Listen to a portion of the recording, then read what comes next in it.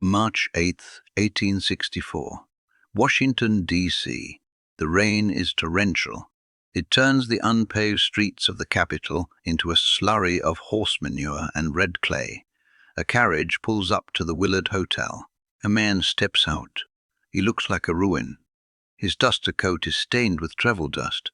His hat is battered. He holds a cheap, unlit cigar in his teeth. He carries his own luggage. A 13-year-old boy walks beside him. The clerk at the front desk sneers. He sees a drifter, a nobody. He offers the man a small, suffocating room on the top floor, room 202, the kind they save for people who can't pay. The man nods. He doesn't complain. He just grabs the pen and writes his name in the register. U.S. Grant and Son, Galena, Illinois.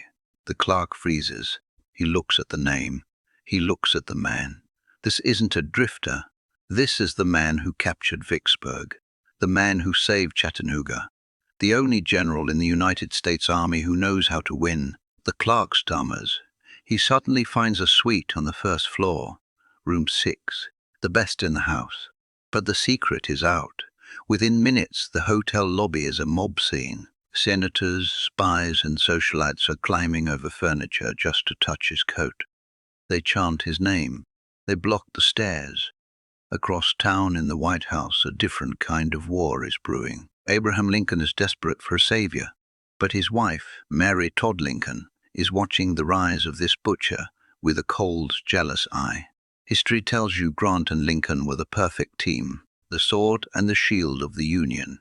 But history leaves out the shadow war that happened behind the scenes, a war not fought with cannons, but with whispers, social snubs, and explosive jealousy. And that shadow war didn't just threaten the dinner party, it altered the timeline of the assassination itself. Because the reason Ulysses S. ban, Grant wasn't sitting next to Lincoln when the trigger was pulled, wasn't military strategy, it was personal. To understand the insult, you have to understand the desperation. Spring 1864, the Union is dying, 3 years of war, hundreds of thousands of dead. And for what? Robert E. Lee is still in Virginia. He dances circles around the Union generals. McClellan, Burnside, Hooker, Meade. They are names on a list of failures. Lincoln fires them. Or they quit, or they freeze in the face of the enemy. Lincoln is a ghost. He can't sleep. He haunts the telegraph office, waiting for good news that never comes. The newspapers call him a tyrant. They call him an ape. His own party is plotting to replace him in the upcoming election. He needs a killer. Enter Ulysses S. Grant. He isn't a West Point aristocrat. He's a failure in business, a rumored drunk, a man who was selling firewood on a street corner just a few years ago. But he does one thing the others don't. He moves forward. Lincoln summons him to Washington to give him the highest rank the nation offers, Lieutenant General, a rank nobody has held since George Washington. This is a coronation. That night, the White House holds a reception. The levee. It's supposed to be Lincoln's night, a show of strength. But when Grant walks into the East Room, the air leaves the building. He's not wearing a dress uniform. He doesn't own one. He's in his field uniform. The buttons are tarnished. The fabric is rough. The crowd loses its mind. Ladies stand on tables to see him. Men tear at his clothes. It's a riot. They cheer so loud the windows rattle. Grant is terrified. He hates crowds. He hates speeches. He sweats profusely, looking for an exit that doesn't exist. He is forced to stand on a crimson sofa, just so he isn't crushed to death by the adoration of the mob. Lincoln pushes through the chaos. He grabs Grant's hand.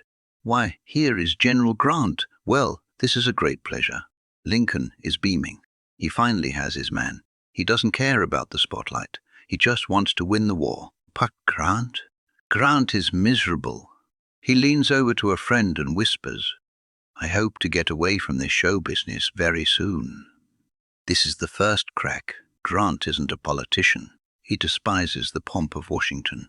He sees the politicians eating oysters and drinking champagne while his men are eating hardtack in the mud. The next day, Lincoln makes a gesture. He invites General Grant to a private state dinner, This is the inner circle, the ultimate honor. Mrs. Lincoln has prepared a grand event. Grant declines. You don't say no to the President of the United States, not when you've just been handed command of the entire army. Why did he do it? At this point, in 1864, it wasn't about Mary Lincoln. Not yet. Grant told his staff, "I have had enough of the show business." He knew that dinner with the Lincolns meant more speeches, more staring, more politics. He told Lincoln straight to his face that he had to get back to the front. He had a war to run. Lincoln was disappointed, but he respected it. He needed a general who fought, not one who dined. Grant leaves town immediately. He heads to Culpeper, Virginia to take command. But while Grant is fighting the Confederates, Mary Todd Lincoln is fighting her own demons. She is intelligent, sharp, and dangerously unstable. She has buried 2 sons. She suffers from blinding migraines. She spends thousands of dollars on gloves and curtains to fill the void of her grief. She is a woman besieged. The press hates her. The Washington elite call her a Western rube. She sees the crowd worshipping Grant. She sees the newspapers calling him the savior of the Union, and she starts to worry. Is he coming for her husband's job? Is he a rival? This paranoia simmers for a year. It builds pressure like a steam boiler with a welded valve, and the war doesn't wait for feelings. May 1864. The Overland Campaign begins. Grant plunges the Army of the Potomac into the Virginia woods. It's a bloodbath. The Battle of the Wilderness. The trees catch fire. Wounded men burn alive in the underbrush. The smoke is so thick you can't see the man next to you. Spotsylvania. The bloody angle. Men are fighting hand to hand on top of piles of corpses. The rain turns the trenches into rivers of blood and red mud. Cold Harbor. 7,000 men fall in 20 minutes. Soldiers pin their names to the backs of their coats so their bodies can be identified later. Grant loses 50,000 men in 30 days. The press turns on him. They call him the Butcher. They say he's a drunkard leading men to slaughter. They say he has no strategy other than grinding human meat. Mary Todd Lincoln reads these papers. She paces the halls of the White House. She starts whispering in Lincoln's ear, "He's reckless, Abraham. He's going to ruin you." This is the hidden danger. Lincoln is under immense pressure to fire Grant. The casualties are horrific, and the person pushing hardest for the firing is sleeping in the same bed as the president. If Lincoln listens to his wife, if he cracks, the war ends. The Union sues for peace. Slavery likely continues, but Lincoln holds firm. He utters the famous line, "I cannot spare this man." He fights. The war drags on. The summer of 1864 turns into the winter of 1865. Grant pins Lee down at Petersburg. The Confederacy is starving. Their lines are thin. Grant knows one final push will break them. But the real explosion isn't on the battlefield. It's about to happen in a carriage, spring 1865. Grant invites Lincoln to visit the front at City Point, Virginia. He wants the president to see the army. He wants him to be there for the final victory. Lincoln agrees. He needs to escape Washington. He brings Mary, and this time Grant brings his wife, Julia Grant. Julia is the opposite of Mary. She's simple. She has a condition called strabismus, a lazy eye. She prefers a farmhouse to a palace. Grant adores her. He literally cannot function without her. When she is gone, he drinks. When she is there, he is iron. Julia is kind. She is friendly.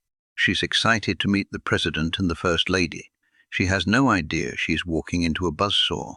The collision happens in late March 1865. The first incident involves a woman named Mrs. Adair. She is the wife of General Edward Ord, one of Grant's corps commanders. She is young, beautiful, and an accomplished horsewoman. During a military review of the Army of the James, the roads are bad. Mrs. Ord rides her horse alongside the president's ambulance carriage. Mary Lincoln is in a separate carriage behind them, struggling through the mud. Mrs. Ord is chatting with Lincoln. She's laughing. Mary Lincoln's carriage finally catches up. She sees this young, attractive woman riding next to her husband, and she snaps. In front of the staff, in front of the soldiers, Mary Lincoln unleashes a torrent of abuse. She screams at Mrs. Ord, "What does that woman mean by riding by the side of the president? Does she suppose that he wants her by the side of him?" Mrs. Ord bursts into tears. The officers are mortified. They stare at their boots. Mrs. Ord tries to explain that she was just following orders to stay with the president's party, but Mary won't hear it. She insults Mrs. Ord in front of the entire staff. She calls her vile names. Major Barnes, a staff officer, later wrote that Mary's behavior was painful and shocking. But that was just the warm-up. The next day, Julia Grant enters the picture. There's another review scheduled. This time, Julia Grant is invited to ride in the carriage with Mary Lincoln. Julia knows about the outburst the day before. She is nervous, but she is the wife of the General-in-Chief. She has a duty to be polite. They climb into the carriage. Julia, trying to be friendly, tries to break the ice. She mentions that she is looking forward to seeing the soldiers. She makes a vague comment about how impressive the army is. Mary turns on her. The insider reports from the staff officers nearby describe a transformation. It isn't just anger. It is a break from reality. "I suppose you think you'll get to the White House yourself, don't you?" Mary screams. Julia is stunned. Mary continues. She accuses Julia of campaigning for her husband, of trying to use up the presidency. "You are an ambitious woman, Mrs. Grant. You want my husband's place." Julia shrinks back into the seat. She tries to apologize, but Mary cuts her off. Mary continues to rave. She attacks Julia's appearance. She attacks her background. She acts as though she is the Queen of England, and Julia is a peasant who dared to make eye contact. General Adam Badeau, Grant's military secretary, is riding beside the carriage. He tries to intervene. He tries to smooth things over. Mary turns on him with such ferocity that he later writes he feared she might physically attack him. Grant witnesses the aftermath. He sees his wife shaking. He sees her tears. Grant is a man of few words. He is a man who can watch 1,000 men die without blinking, but he cannot watch his wife suffer. He sees the First Lady abusing his wife. He sees her humiliating the president in front of the troops. Lincoln sits on his horse nearby, head bowed. He looks broken, not by the wall, but by the woman beside him. He quietly tries to calm her down. "Mother, mother, please." It doesn't work. That night, on the steamer River Queen, the tension is unbearable. Mary's outbursts continue at dinner. She berates Lincoln for his manners. She glares at Julia. Grant has seen enough. He turns to his wife. He sees the pain in her eyes, and right there, at City Point, a wall goes up. The war ends a few days later.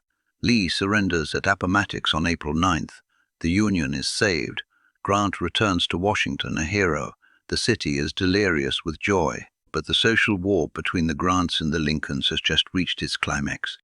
April 14th, 1865. Washington is in celebration mode. The city is draped in bunting. People are dancing in the streets. The nightmare is over. Lincoln invites the Grants to Ford's Theater, a night out, to see the play Our American Cousin. The newspapers announce it. The president and the general will attend. John Wilkes Booth sees the paper. He is a famous actor, a Southern sympathizer, and a fanatic. He packs a single-shot derringer and a knife. He plans to kill them both. A double decapitation of the Union government. Grant accepts the invitation. He feels he owes it to Lincoln. But when he tells Julia, she freezes. She remembers City Point. She remembers the venom in Mary Lincoln's eyes. She remembers the humiliation in the carriage. She tells her husband, "I will not sit in a box with that woman." She is adamant. It isn't a request. It is a refusal. She tells Grant they must go to Burlington, New Jersey. They need to see their children. They need to leave. Now. Grant is torn. On one side, the commander-in-chief, the man who made him, the man who respects more than anyone on earth. On the other side, his wife, the woman who kept him sane, the woman who stood by him when he was a failure. Grant looks at the clock. It is the afternoon of April 14th. He chooses Julia. He sends a note to the White House. He tells Lincoln he cannot go. He fabricates the urgency of the trip to New Jersey. Lincoln is disappointed. He wanted his friend there. He wanted the people to see them together. But he understands. Or maybe he knows exactly why Grant isn't coming. The Lincolns go to Ford's Theater alone. They scramble to find replacements. They invite a young officer, Major Rathbone, and his fiancée, Cara Harris. The Grants pack their bags. They head to Union Station. They board the evening train to Philadelphia, and while they are on that train, rattling through the Maryland countryside, history shifts. At Ford's Theater, the play begins. The audience laughs. At 10:15 p.m., John Wilkes Booth slips into the presidential box. The guard is missing. The door is unlocked. Booth steps behind Lincoln. He raises the derringer. A single shot. Lincoln slumps forward. Major Rathbone jumps up. He tries to grab Booth. Booth slashes him with a knife, cutting him to the bone. Rathbone falls back, bleeding profusely. Booth leaps from the box to the stage. He breaks his leg. He shouts Sic semper tyrannis. He escapes into the night. The telegrams start flying. The train carrying Grant reaches Philadelphia. They stop for food at a restaurant near the station. A messenger runs up to Grant. He hands him a telegram. Grant reads it. His face goes pale. The president has been shot. Grant's first thought isn't about the country. It isn't about the army. He weeps. He calls it the darkest day of his life. But then, the realization hits. The newspaper said Grant would be there. Booth expected Grant to be there. If Grant had been in that box, things would have been different. Grant was younger, stronger, and faster than Lincoln. He was a combat veteran. He carried a sense of danger with him that Lincoln did not. If Grant had been there, he might have heard the door open. He might have seen the shadow. He might have stopped Booth. Or he might have died in that box next to the president. Booth had a knife. He was desperate. A struggle in a dark box could have ended with both the president and the general dead. If Grant dies in 1865, who handles the Reconstruction? Who fights the KKK? Who keeps the peace when the South tries to rise again? The course of the next 20 years of American history hung in the balance of that theater box, and the only reason the box was half empty was because of a feud between two wives. Julia Grant's refusal to be abused by Mary Todd Lincoln saved Ulysses S. Grant's life. It is a detail that gets lost in the marble statues and the bronze plaques. We like to think history is made by great men making great decisions in war rooms, but sometimes history is made by a petty argument in a carriage.